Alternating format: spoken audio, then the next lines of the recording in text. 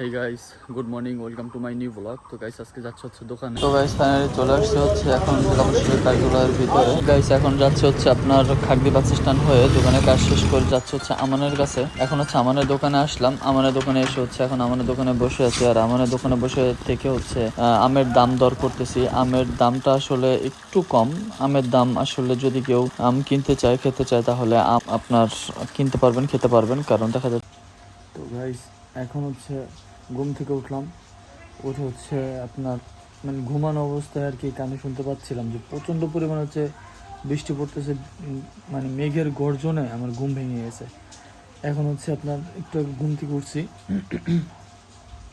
ঘুম থেকে উঠে আপনার হচ্ছে এখন মাত্র দেখলাম যে সন্ধ্যা হয়ে গেছে।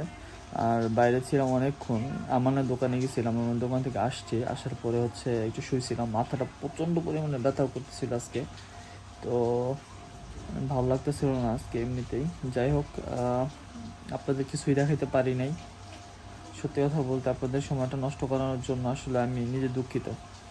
সবাই ভালো থাকবেন আর আমার চ্যানেলকে সাবস্ক্রাইব করার দরকার নেই। আল্লাহ হাফিজ, আসসালামু আলাইকুম।